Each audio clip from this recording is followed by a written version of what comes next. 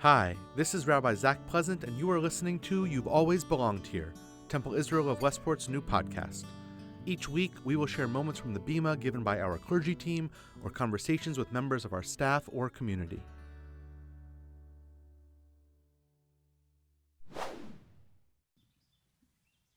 Friends, I grew up at Temple Bethel in Great Neck on Long Island. It was once a large and thriving congregation. And sadly, today the congregation is much smaller than it once was. And they can no longer afford, nor do they need, the large building that the congregation has long inhabited.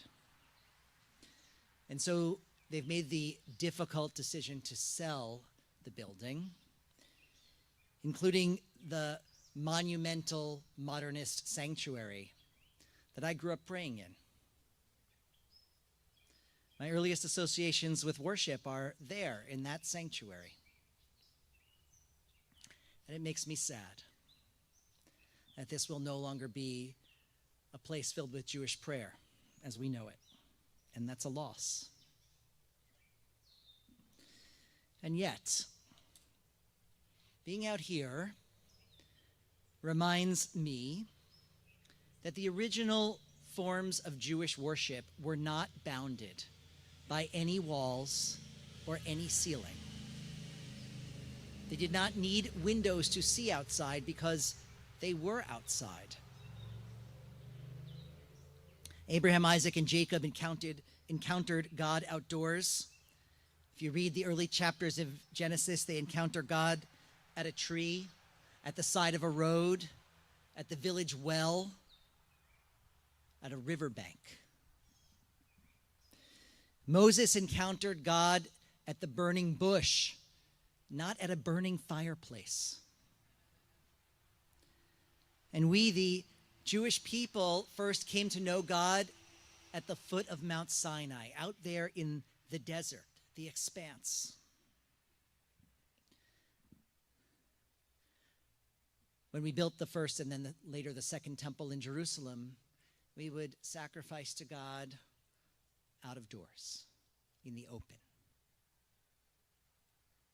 Only later in Jewish history did we contain worship by building walls, ceilings, and then windows to look out.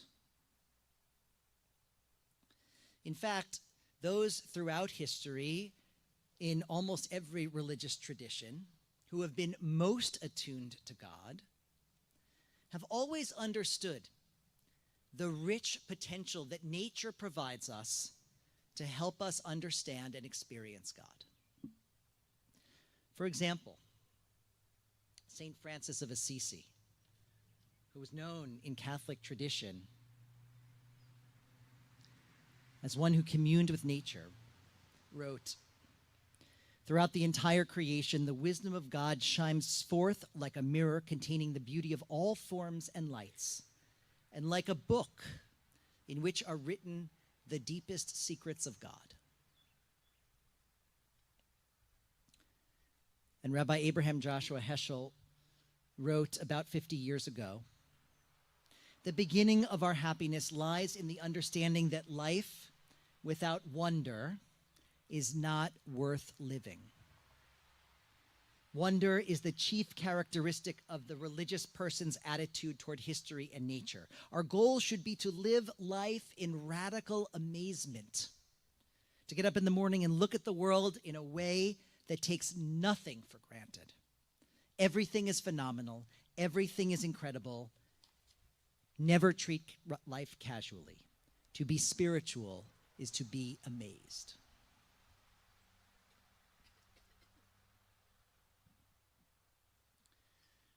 My friend, Reverend Bernard Wilson at Northfield Church here in Weston, gave a sermon just about a week and a half ago in which he said that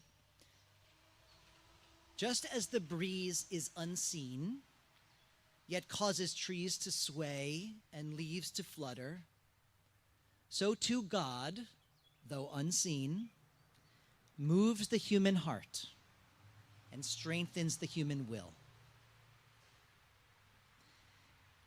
And in our tradition, the greatest of all prophets, Elijah, felt that God had abandoned him, and so he retreated to a cave. And as he looked out of the cave, there was an earthquake, but God was not in the earthquake. And then there was a great fire, and God was not in the fire.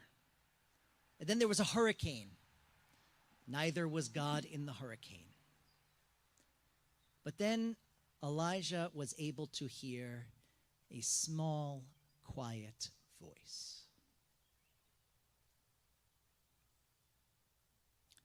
And that he knew was God.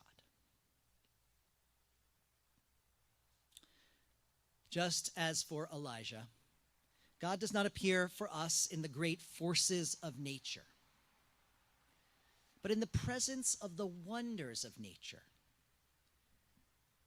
Out here, we are especially able to listen for that small, quiet voice that is God's presence in our lives. May the voice move our hearts, strengthen our wills, today and always. Ken Yehi Ratzon. Thank you for listening to this week's episode of You've Always Belonged Here. Be sure to subscribe wherever you get your podcasts. To learn more about Temple Israel, visit our website, tiwestport.org, follow us on Instagram at Temple Israel Westport, or like us on Facebook, Temple Israel of Westport, Connecticut.